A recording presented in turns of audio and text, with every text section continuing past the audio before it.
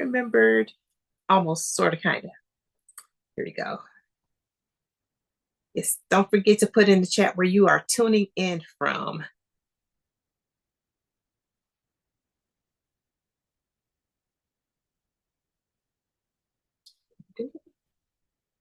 All these things in my way.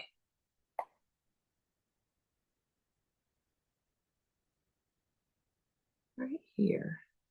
I need to hit that. It's not hitting it for me. Hit it. There it is. Yay. My disclaimer. As much as you want technology to work for you, don't always show up for you.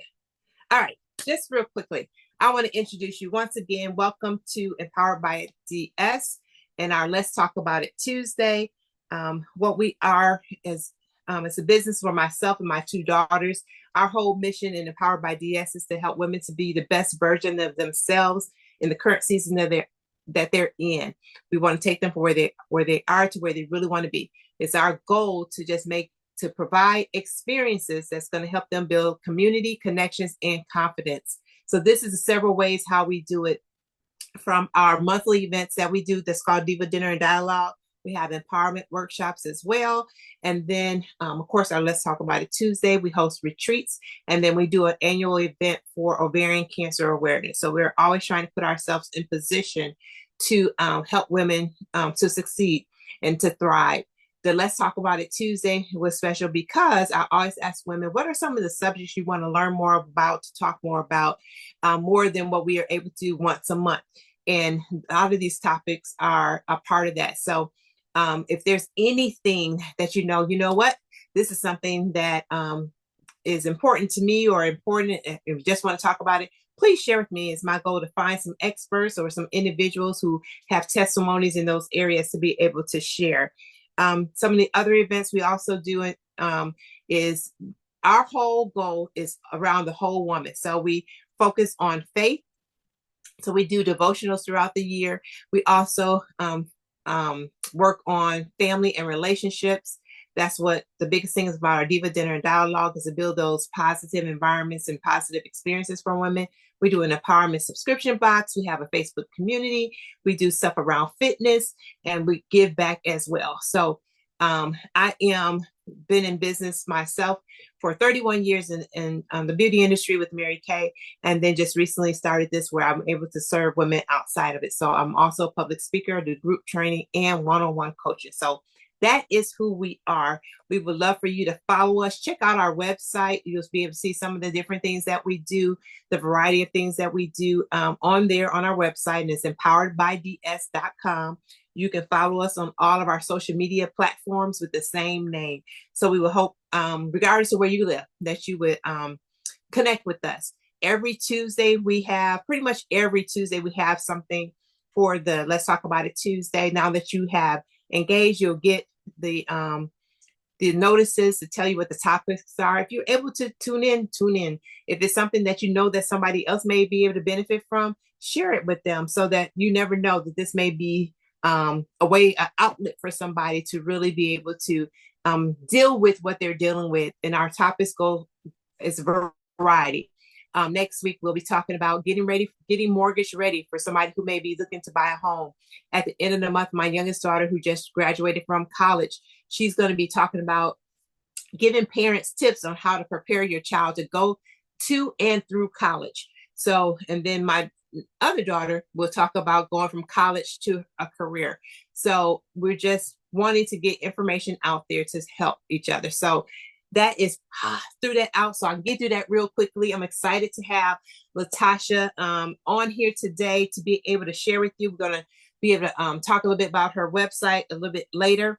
I'm going to stop my share. I have been knowing Tasha. Oh my gosh. I think she was I've been in this area for about 18 years. I believe she was one of the first people that I met being here.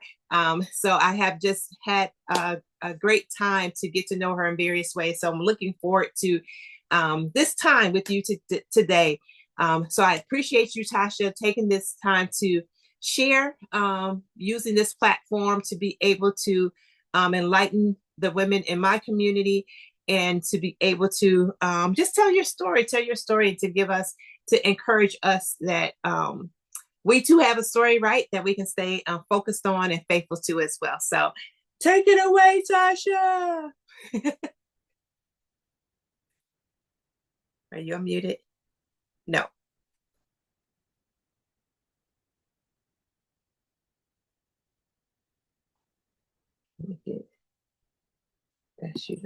You got it? There you go. All right. Well, hello, everybody. Denise, thank you so much for having me and trusting me, I think, with sharing this piece of information. And of course, my hope and goal is to be able to reach somebody else through this season that we went through and we're still going through. So, like Denise said, I'm Latasha Mister. She's been knowing me for years. We done Mary Kay together, still do Mary Kay together, go to church together. That's just the whole 9 yards, right? She's an individual that has become a dear friend over the years. And hey, it's this thing called life that it's kind of hard to do without a village. Um, so I'm Tasha, background picture, if you can see it. That is my husband, Charles, and our little handsome boy, Chase. And we're going to talk a little bit about this tonight. Denise, I need to be able to share my screen.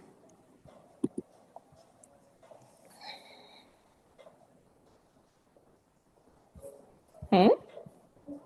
When I hit share, it says that host has disabled screen sharing.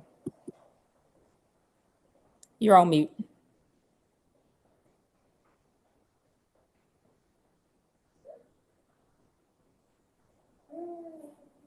Can you hear me now?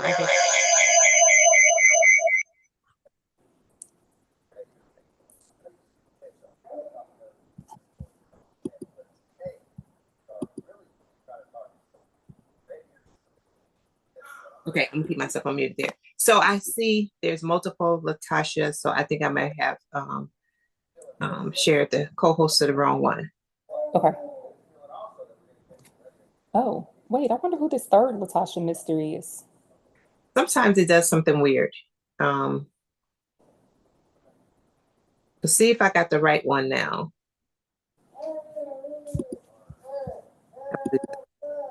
Not yet. No.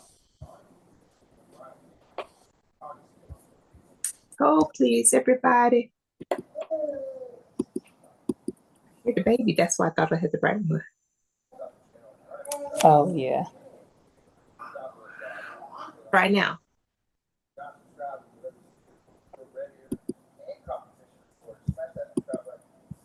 Wait a minute. No.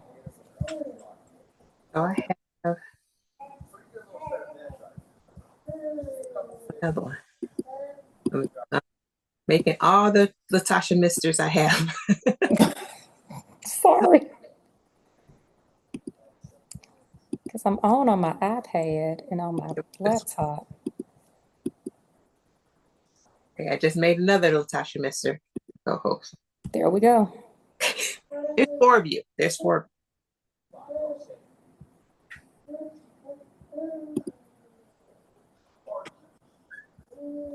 Don't y'all love technology? All right, we're going to try this. We're going to share the screen. I need to share that screen. Slideshow.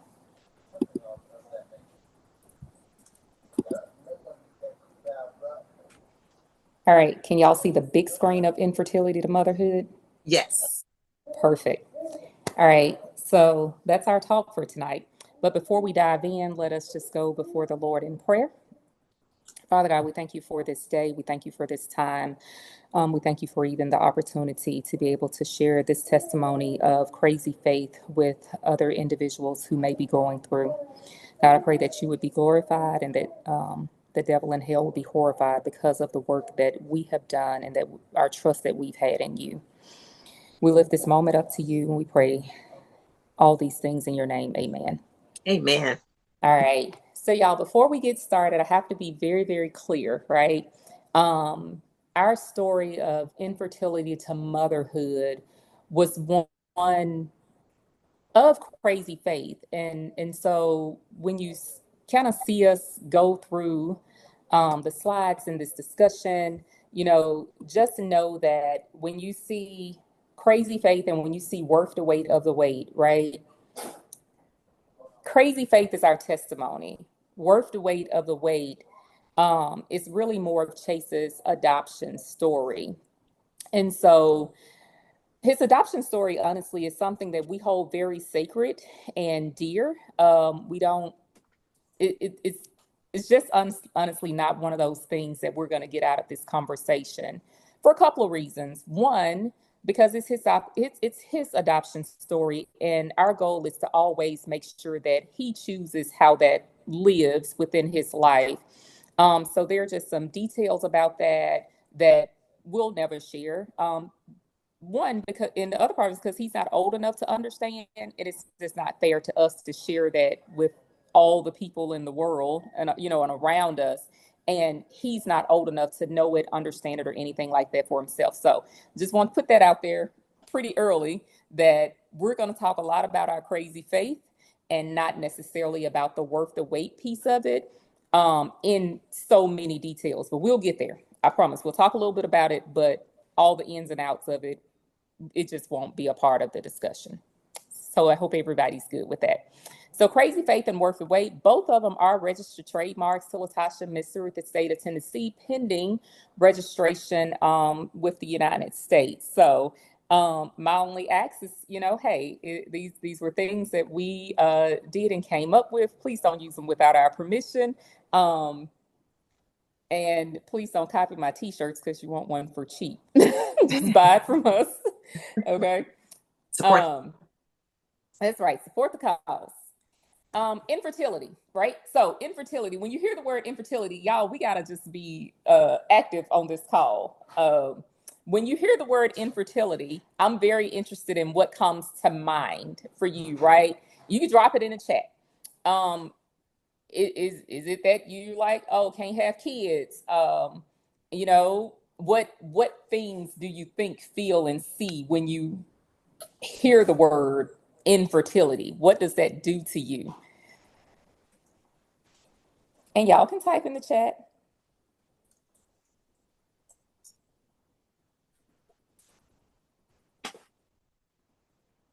I or was not type in the chat because I can keep going.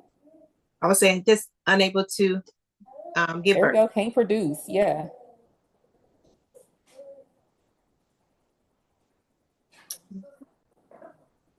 Anyone facing challenges growing their family, it can be more than physical bearing.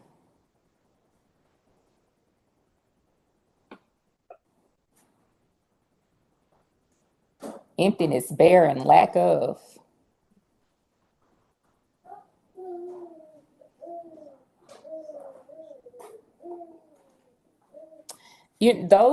Those are some really good ones, y'all. And just based on the responses that are in the chat, right, we know that infertility truly isn't black and white as much as people would like for it to be. And hence the reason that infertility is like in all these different colors, and it is broken, Mm. and it's just not clear cut, right? For me, ours was considered to be, just unexplained infertility, and it was unexplained because nobody could explain why it was what it was. And infertility can be hard, especially for African Americans, and in the South. Um, and it's because it's one of those things, in my opinion, that we don't talk about. It's a hard thing to talk about, and it feels like a very taboo subject sometimes. So even when it was me and I had to dive in and start to tell my story about infertility, it was extremely difficult. Um, I'm not ashamed to say, like, I suffered in silence for a really long time. Mm. And me saying suffering in silence wasn't necessarily because I didn't want to talk openly about it. It was because when I did choose to try and talk openly about it and say, this is what's going on, A lot of times the responses that I got was, God doesn't intend for everybody to have kids. Mm-hmm. Or, when we talked about seeing fertility specialists and things like that, it was like, why are y'all spending all this money? Those things can be costly. You need to pray about it, right? And I'm sure there are some people who know exactly what I'm talking about. And y'all, it became very frustrating. And it was so easy for me to sit with it with Charles than to try and talk about it with other people. I mean, in this phase of our lives, I mean, I got a therapist and I still see her now. But at one point I was at my therapist like once a week because I needed to get it out in a safe place. And one day, you know, Jesus gets to speaking and he's like to me, you can hold it or you can share it. Um, but he spoke with me and he told me that I needed to be a human about it, acknowledge your humanness. Jesus himself acknowledged his humanness so many times in scripture. And he told me one time, just be you. Um, and in that I really had to pause and be like, all right, Jesus, now what you talking about today? Because I really didn't know what that means to, acknowledge your humanness and just be a human through all of this. Um, and what I really heard and understand from that was that everybody's not going to go through in the same way. So I'll be honest with you and tell you, like, I'm not that person today that, others are when they go through things and God takes them through things where they like, I started asking God, why me? And then I said, well, Lord, why not me? I want that girl. I'm still not her today. I don't know if I'll ever be her. And that's just me being human. It's just not what it is for me. But I knew that God was going to use us and use this situation for something bigger than us. It was bigger than me. It was bigger than Charles. It was bigger than anything I think that we ever could, would, or probably should imagine in our life. And through this journey and me being a human, I know it probably felt like I was being rowdy with people sometimes, not intentional, but I really felt like I needed to bring light to what people were saying when they were saying some of those things to me, like, you need to pray about it. God doesn't intend for this. Why are you doing that? All this money over here with these doctors, all this, all that, right? Why are you taking yourself down through there? And it really made me have to pause sometimes and ask people, well, what about the person with diabetes or hypertension or cancer or any of those diagnoses, right? My infertility was a medical diagnosis. And to me, I trust God and I believe our God is so great that if he can help with cancer or diabetes or hypertension or any of those things, then he created fertility specialists and they're pretty smart and they could help me figure out what was going on or something. And so why do we feel like infertility is different? And when I started to put it out there to people in that way, it was like, oh, because it wasn't normal, or probably really was normal. We just don't talk about it. And I think that's one of the reasons why we don't share so much openly. And it's because a lot of times the response that people give us isn't the response we need. But at the same time, I also had to start to realize that people just weren't where I was. They didn't understand it. So it was my responsibility to make sure that people understood what it was so that they can come out on the other side of it. Um, and when I decided to share my story, promise I wasn't sharing it for a pity party, really didn't want to share it. But I'm glad that I did because it's helped me to reach so many individuals, not just going through this moment of infertility, but women that were just going through things, period, right? They were struggling with something, they were frustrated about something, right? But then for those of us girls who have been married and y'all know the question that y'all always want to ask people when they get married. The first question, Yeah, what kids. y'all waiting on to have a baby? And that's what we got a lot of. And it's like, you want to tell people just chill. Um, because what we were waiting on to have a baby was a whole lot of things, but I promise you it was not because we were not trying. Um, and I recall one time another moment of hurt that I had was when somebody was like, girl, you know, you putting on a lot of weight. And I never forget that day. Well, in the day somebody, I think that same day somebody probably asked me when we was gonna have a baby. And when I got home, I like got in the shower and I was in the shower forever, like on the floor of the shower, flat foot crying. And Charles was like, what is wrong with you? And when I told him, he was like, you know, because I was gaining weight because I was taking this medicine trying to get pregnant. Like, chill, you know? And it was so hard, right? Because you don't know who to trust with certain levels of information. But then everything just really ain't to be explained. And so I was glad when I did a live a little while ago where I'd said on that live, and Denise reminded me of that. Like, stop asking folks when they gonna get pregnant. Like, what y'all waiting on? You know, because sometimes what they waiting on really ain't an answer they can give you. But it does sometimes become hurtful, although it's something that I don't think anybody does with an intent to be hurtful. I don't feel like it's malicious at all. Um, but people just don't know. So I was glad that there was a moment of education for people. And so 1 in 8, 1 in 8, 1 in 8. So I am 1 in 8. And I will tell y'all that's probably the only statistic you're really going to get out of me. And that's the only statistics you're going to get out of me is because I know that so many African American women and men don't seek help. They don't go to doctors. They don't dig deeper to find out why. So I'm good with the 1 in 8 because I know I'm one of some number of individuals that look like me that has experienced some level of infertility. Um, I don't know if anybody wants to share. You can if you want to, and if you don't want to, it's totally fine because I know how this can be. But if you're a woman and you or your household has dealt with infertility and you know that you're 1 in 8, you can drop it in the chat. You don't have to drop it in the chat. You can just say it in your head.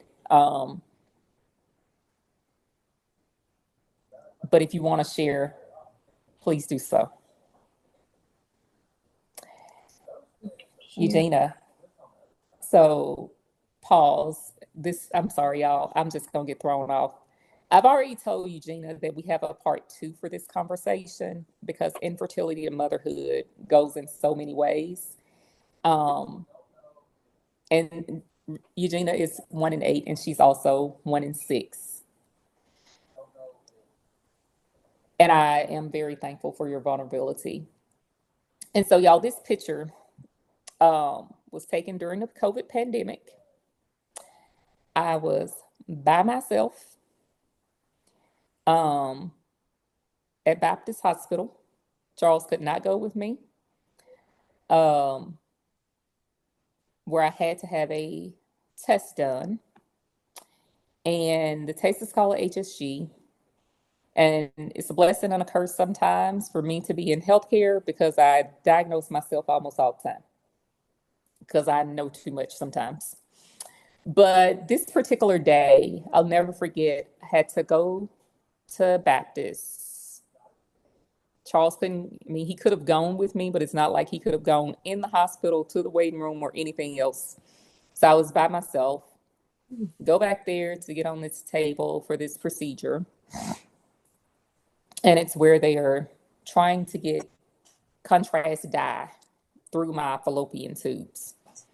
And when they were trying to get this dye through my tubes, they just tried and tried and tried. And they kept saying, be patient, be patient, be patient. Because it was hurting, hurting, hurting. And after trying for a while, the radiologist says, no spillage. Go to the other side. Same old, no spillage. And so when I heard no spillage, I already knew what it was. Tubes blocked, nothing's getting through there. So if this contrast dye is not getting through, then this is part of the reason why I'm not pregnant. Um, So that one was a tough one to kind of walk away from the hospital with. I feel like, yeah, that day I went back to work. Um, and there's some OBGYNs in the office, and I'm like, hey, pull up my stuff, tell me if I see what if I know what I know based on this. And he did, and he said, tubes blocked. And so at that point, Charles and I had some decisions to make, right? What is the next step for us? How do we deal with this? What do we do? And the other side of it is we were knocking up against time, because how old was I at that time? 38, I think. Um, and so we're like, okay, whatever, we'll figure it out. And I didn't want to just roll with what I knew because it was local. I got online and I started researching who are the best reproductive endocrinologists in the United States of America. And it did not matter where they were, who they were. Like, I needed to know who the best was, because if we were going to do this, we were going to do it with who we needed to do it with. And we came in contact with several. We got multiple opinions throughout. And it was just a very interesting journey. We met people locally. We ended up having to connect with others locally for some of this testing and all the things, from physicians out of state, and it just worked out. And in the midst of that, we came in contact with a doc in St. Louis. We'll talk about him in a little bit, but I've loaded y'all up.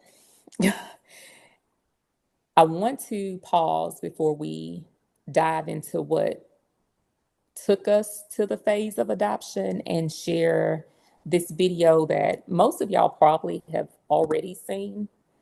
And it was where our church did a segment with us on crazy faith. So this is a little bit of where crazy faith was somewhat birthed from. So I'm going to hush and let y'all listen.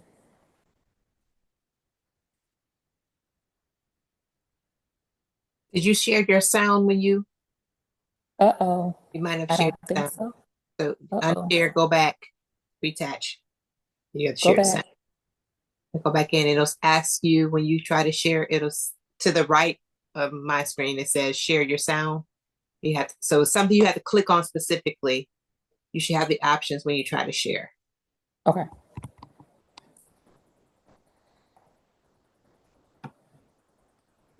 Sharing your screen.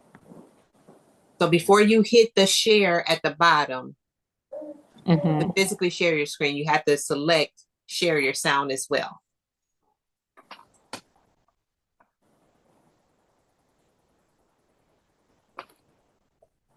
Why doesn't mine tell me to do that? Darn gun it. Go, and it's before you select the I'm down with share slideshow. stop share. So go back out. So go in, and then before you click to share your extra PowerPoint, it's before you hit that share. You should see some options for Okay. share sound.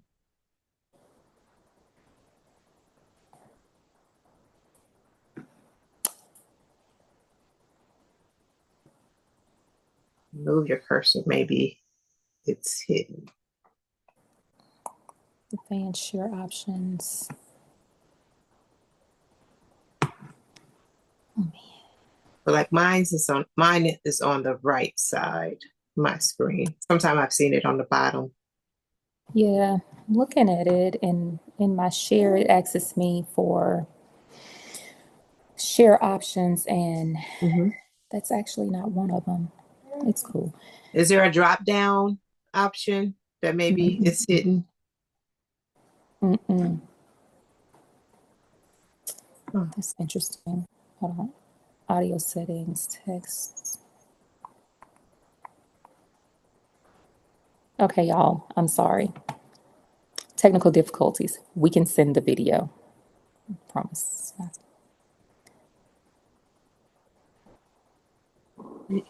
Are you sending it to me? No. Yes.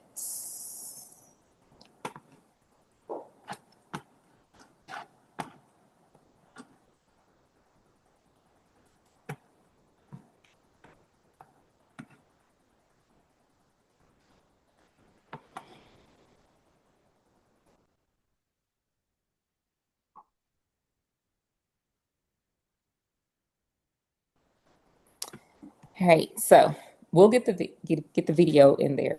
I promise. Um, so we decided on adoption, and it was after this particular middle picture. So picture number one is when we were at Mercy Hospital. It was successful. Doc in St. Louis was able to unblock my tubes. Like we heard it real fast. There is spillage. And a few months later, we're like, we still aren't pregnant. He's like, wait a minute, like you're doing all the right things. We went back. And on that particular day, before that day, Charles and I had already started to talk a little bit about adoption.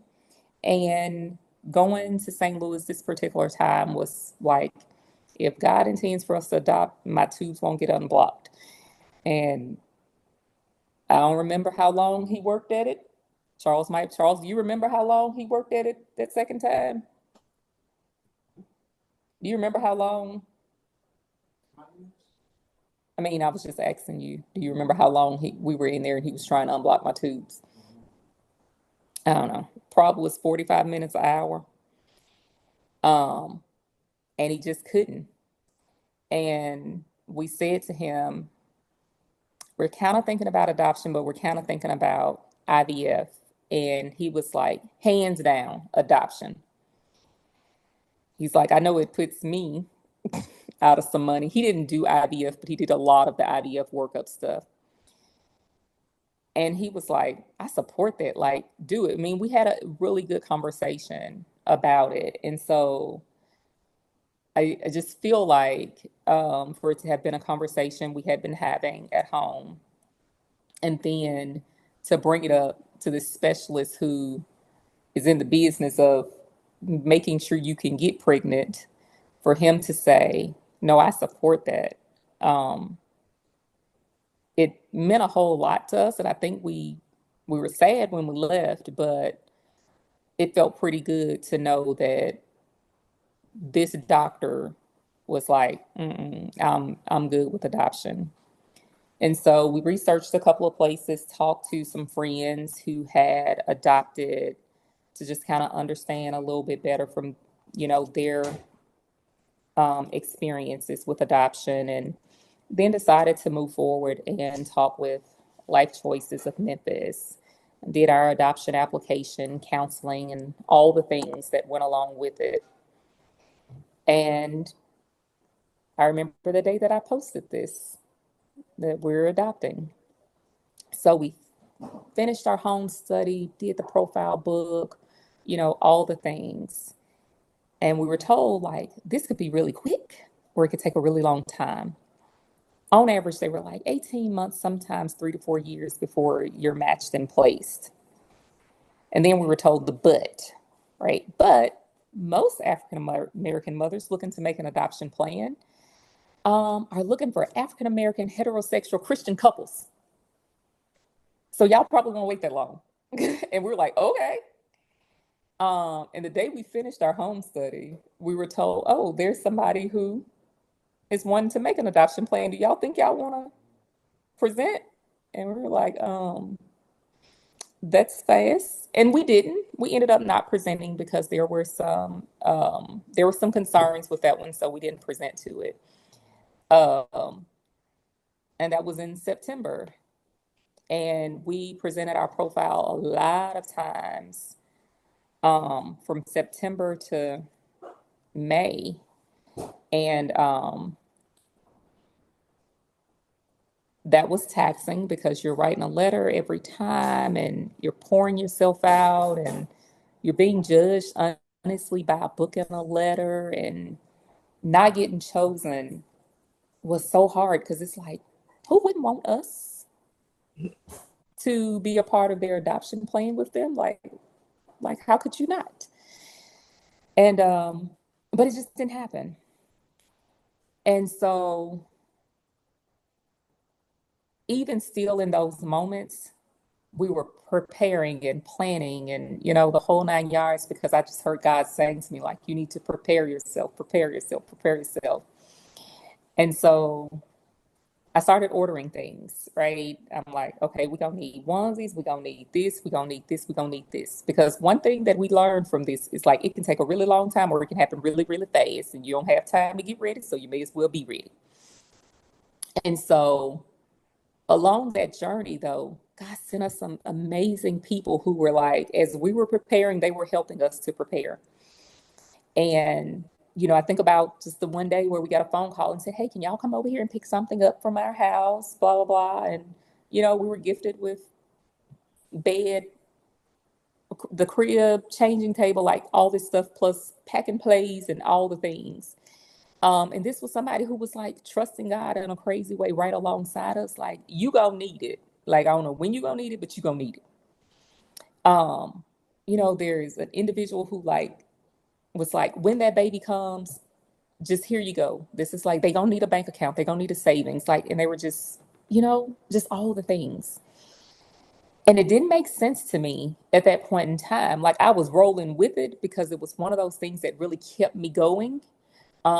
Even when nothing was happening, it felt good to me. It was good for me to just keep doing things in preparation over and over and over again.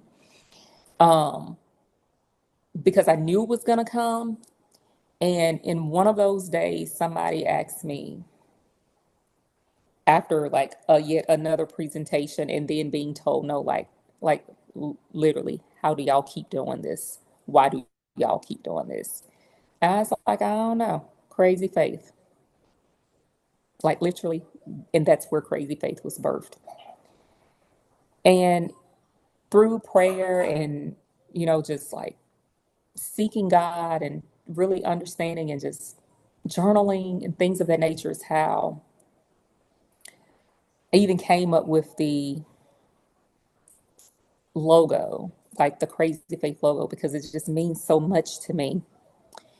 And in those moments, like I think about sometimes when I like listening to songs and things of that nature, like it just hit me in so many ways. And so the reason Crazy Faith looks the way it looks, y'all, is because it did feel crazy. We did have faith, although it was wavered at points and times, and we had to tell people like, hey, you need to be my strength today because I just ain't with it today. But it really reminded me of Tasha Cobb's song, Break Every Chain. And now I can say that I feel like God really needed to break me in all of this that he took us through for his glory. And it didn't feel good when it was happening at all. But the brokenness of the letters um, is really how I felt, although we were holding on um, to God's faith, holding on to our faith in God that he was going to make it happen. And but then the cross and that heart in the cross was because we knew of his love that he had for us. And no matter how crazy and broken and all the things that we felt, like the love at the cross is what kind of held us to what we needed to go through. And so every yellow heart, y'all, on this slide represents a match. So the first one you can see it was a self match, it was local. We just knew, like, this is me leaving out of the hospital with this baby. And we knew it was gonna, like, yeah. And then it didn't. They changed their minds. We stopped hearing from them. And it's like, hey, you started building a relationship here. And it just didn't. And then a few weeks after that, the second picture, Charles and I were in Baton Rouge at Women's Hospital. waiting for our son to be born, only to wait and wait and wait and wait and wait and wait. And our consultant came out, our caseworker came out, and like so many tears in her eyes. And from this day all the way back to that day, I legit do not remember half of the things she said. All I remember her saying is her aunt spoke very negatively and she changed her mind. Longest 5 hours ever to get back home. And I had to take some time after that. Like, I was thankful for the people who were like ready to go fight. um, I was thankful for the ones who were like, let me just hold you up in prayer in this moment.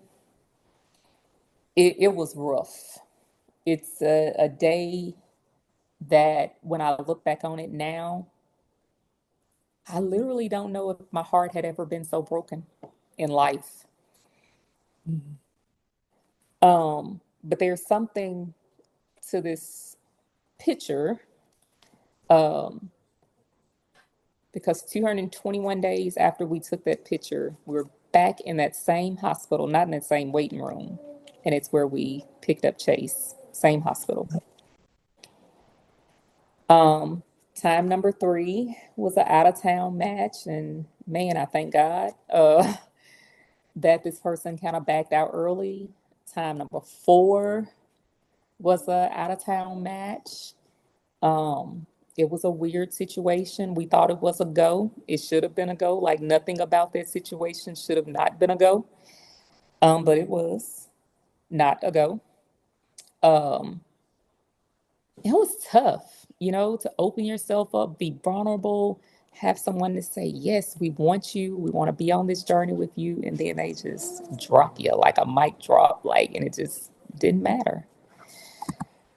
Um, and then Crazy Faith really didn't feel so crazy when we started to share, and then this village just showed up. And this is just some of the pictures, some of the people, like, right, that were like right alongside us in this journey of Crazy Faith. They were trusting God with us, they were praying with us, they were hopeful with us, they like supported in so many ways.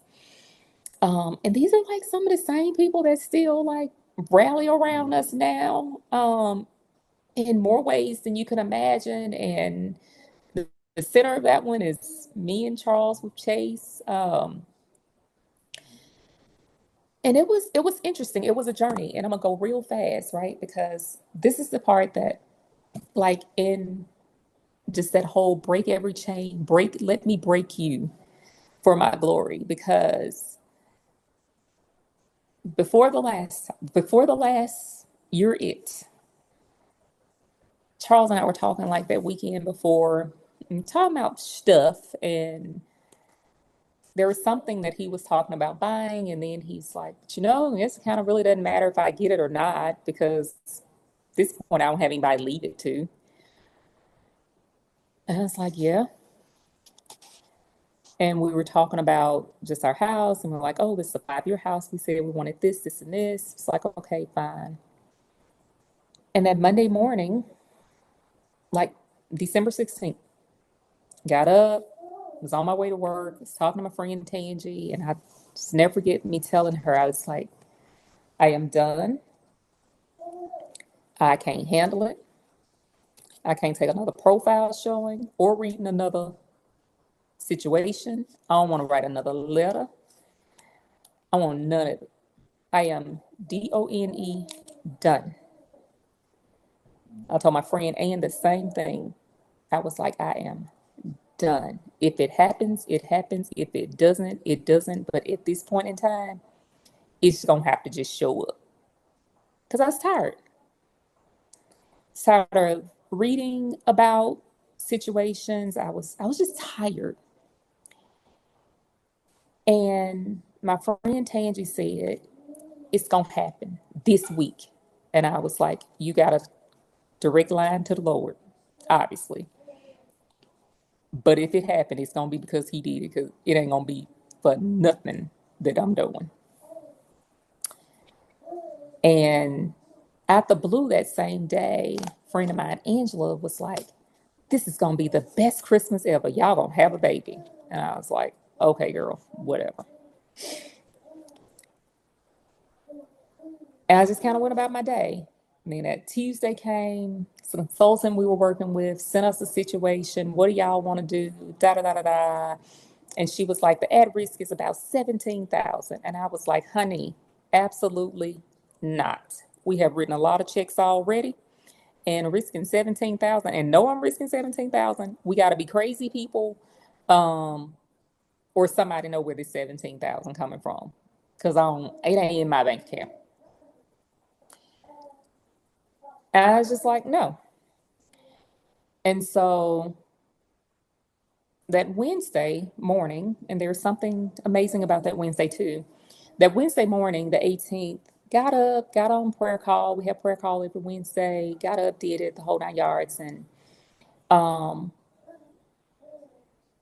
Pastor says on the call, like, "Hey, we're gonna bless some people. Come to church at noon." He called my name. I was like, "Oh, great," you know. I had a red crazy face shirt on that morning, going to work. We had things to do at work, whatever. So I move some stuff around, get back to the church at noon. But that morning I'm at work. The consultant calls me back and she's like, "Hey, the agency moved the at risk. The at risk is only going to be $1,000. What do y'all think? Are you interested?" I was like, "Yeah, whatever, go for it." And get down to Brown Baptist, and you can go find the live and watch it. Some people on here probably saw it. And Pastor says, "Hey, I want to bless you with $1,000." And I was like, "Holy moly." Um, because this is what we just agreed to for the at risk for. And so, well, it's not technically money out of our pockets, but it was like this blessing. So, God, obviously, this is what you're going to make something happen with this. And I turned around, paid my tithes off that $1,000 here, Pastor Ori, like, "Hey, make sure y'all do whatever you're going to do with somebody else."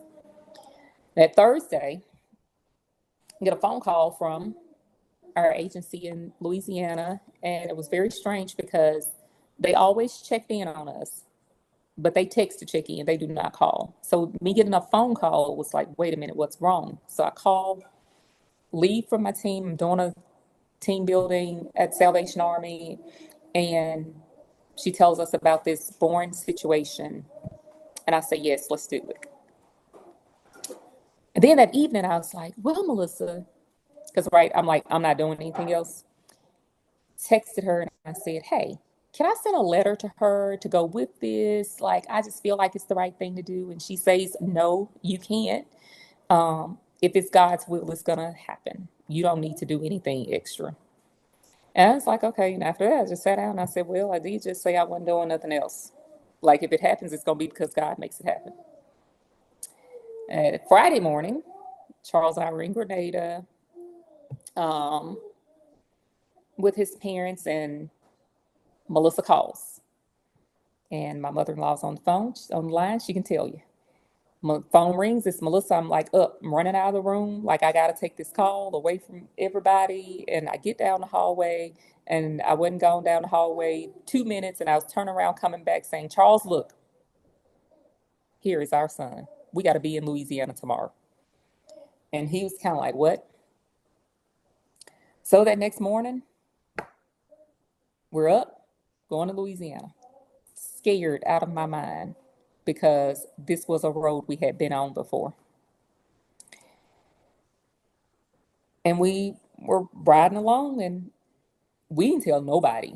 Like, our parents knew. Young lady that does t-shirts for us knew because she needed to make me and Charles t-shirts that night. And my friend Ann were the individuals that knew.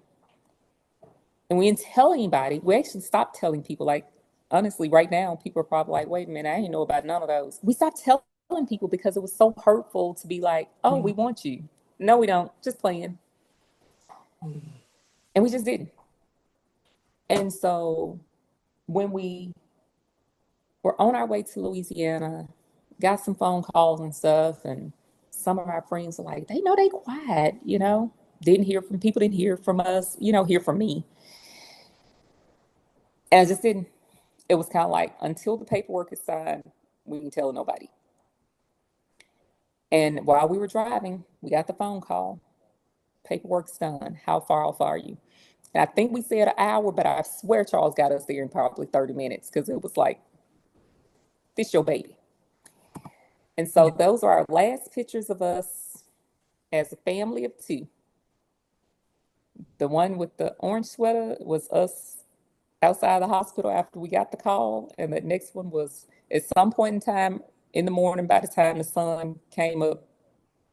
And it looks like we were probably in Louisiana at that point. And crazy faith really, really felt crazy until nothing else mattered. And that was us immediately after, well, actually, as soon as we walked into the room to meet Chase for the first time. Mhm. And listen, I don't know how, when, why, whatever. But it was one of those things where people were like, stay ready so you don't have to get ready. Like to get a phone call at 10 o'clock one morning, and by 10 o'clock the next morning, we needed to be somewhere else in another state. We moved fast. And it was because there was a bag already packed. It was packed from last time we went. Um, and it just happened. But I do believe that there's something to this whole thing about crazy faith, and not just for us with infertility, right? Because we've talked to so many people through on this journey, and all of it hasn't been about infertility. You know, I'm reminded of one family that ordered a lot of t-shirts, and it was because there was a family member dealing with cancer. And it was like, we got crazy faith. Like, God is going to turn this around. He is going to make it happen.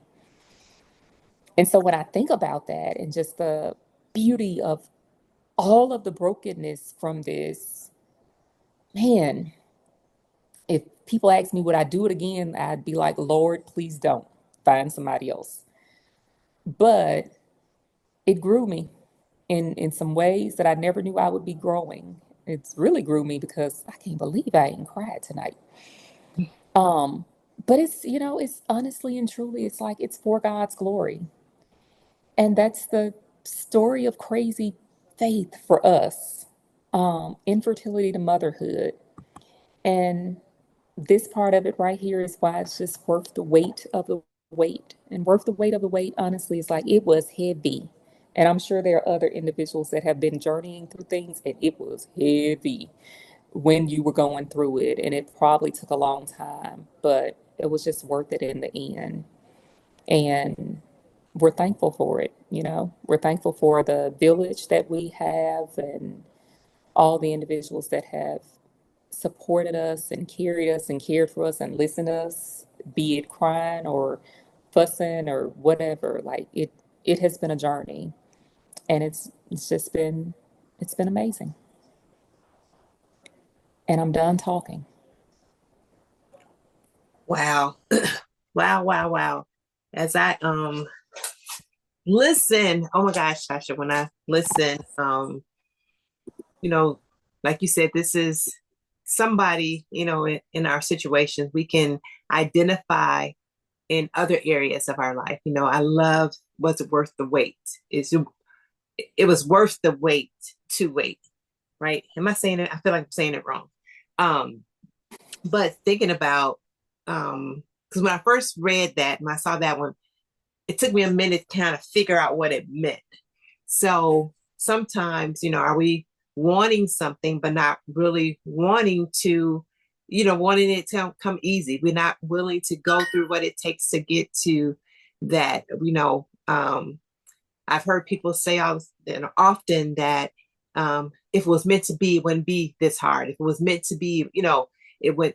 But watching, after talking with you the other day and understanding what that means, makes you think about the things, how bad do we say we want the things that we want, right? And are we willing to do, in God's timing, take the story? We always hear people say, you want their glory, but you don't know their story, right? So sometimes if you really knew what people had to go through to get to that end, would you have been so willing? So first, thank you so much for sharing your story and giving us the um for me it was checking my faith. Like, is my faith, like, where my faith stand on some things that I say that I want? And am I willing to be broken down to get it, or having to break through some things to get to that person that God is preparing? You never know what all of that is. I'm sure it's prepared you to be a stronger mother than you have ever been, right? That you can take him through some experiences that you want to be stronger for. So many different lessons that I think is attached to this story, even though this may not be our situation, but I think we can all identify with having, to increase our faith to be able to get through some hard times as well. Um, does anybody have any questions, comments, thoughts, feedback? I think anybody you put in, someone says, thank you for sharing. Beautiful story. Hearing your story brings so much joy. And when you talked about, being able to quickly turn around, get that call at 10, be somewhere else because you're packed, I was listening to something the other day and said, what's your posture of expectation? Like, y'all was packed because y'all knew the call was coming. Like, you didn't know when the call was coming, but you were ready for the call to come, right? So how many times are we prepared for the blessing? We say we want something, but we're still operating outside of that as well. So thank you. What a beautiful testimony. Is there anything, I'm going to pull up your thing. Is there anything else you want to share? I will say that if there is anyone who is, especially dealing with infertility, trying to figure out adoption or anything like that, feel free to drop your name in the chat, or you can send it to Denise. She can get it to me. I am happy to walk through, talk with in any of that. I might not have all the answers, but I'll definitely help you with what I do know. I wouldn't dare not share it to help someone else. I'm not an expert by any means, but I can be an ear and a resource as much as possible. And then Crazy Faith Worth the Wait t-shirts, we do have them available on our website. You can write down this code. I'm going to put it in the chat. I'm going to upload this code tonight. Talk 610. I'll put this. Talk 610 is the code that I'm going to upload tonight if you're wanting to purchase a t-shirt. Thank you all for being on the call, joining us on the call. There will be a discount code. If you want to purchase t-shirts, we do have them in stock, almost every size and color.